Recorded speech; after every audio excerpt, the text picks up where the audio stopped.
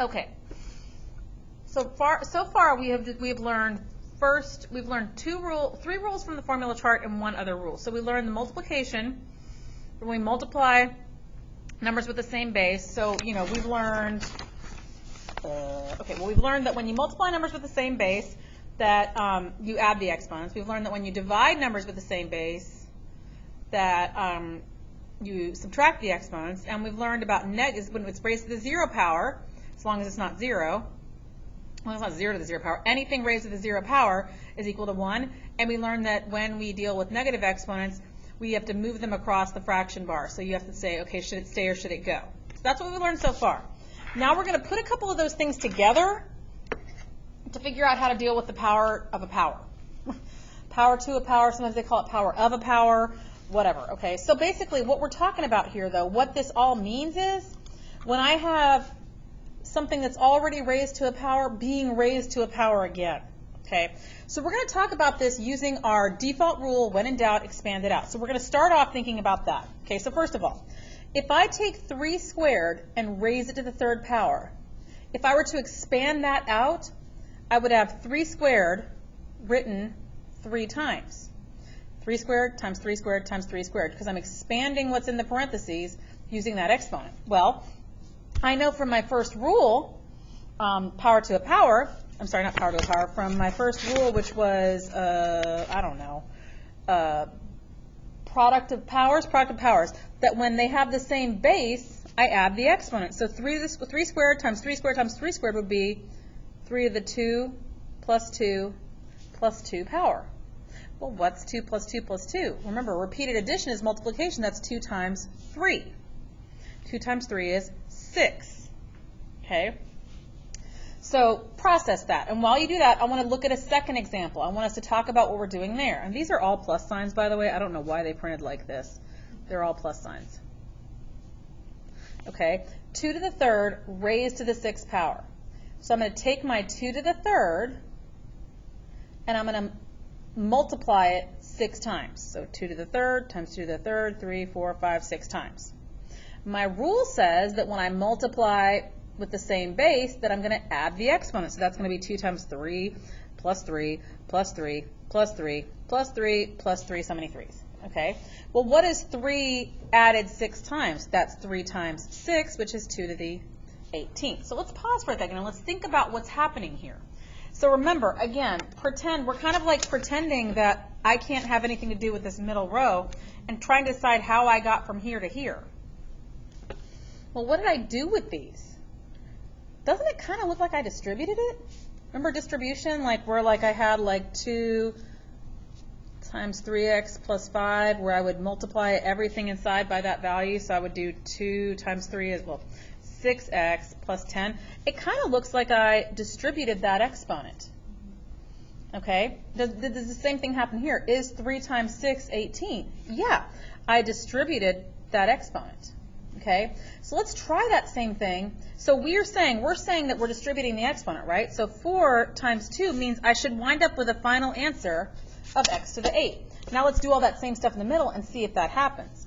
So if I expand this, I'm going to get x squared times x squared times x squared times x squared, which is x to the 2 plus 2 plus 2 plus 2, remember, because I'm adding my exponents, which is 2 times 4, which is 8.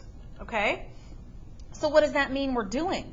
Well, what that means is that when I when I raise a power to a power, that I'm going to be distributing that exponent. Okay, so basically that's what the rule is. And so when you look at it on the formula chart, and I'm going to pause for a second so I can go grab a formula chart to show you.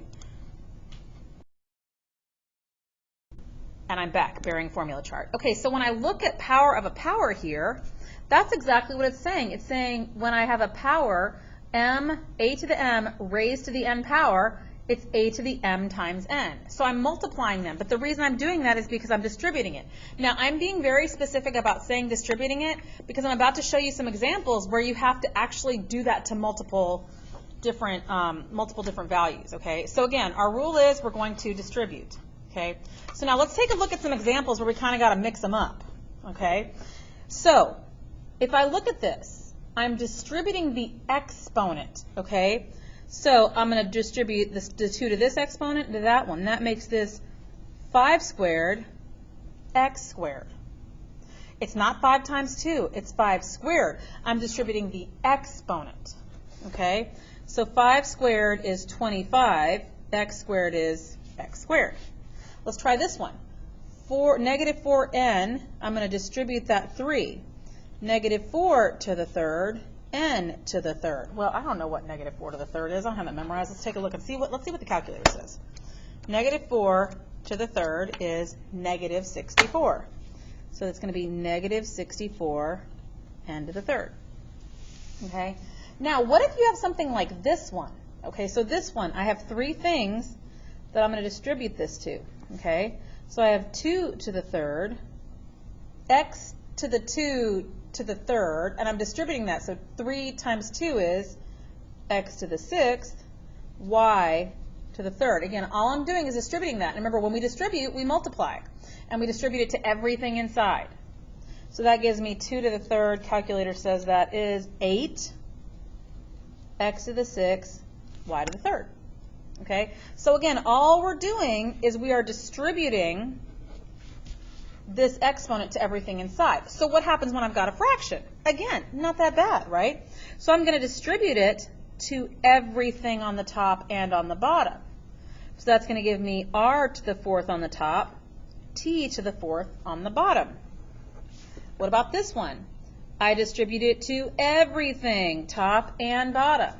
That gives me 4 squared, x squared, 5 squared. Now remember, I'm not doing 4 times 2 and 5 times 2. I'm squaring them.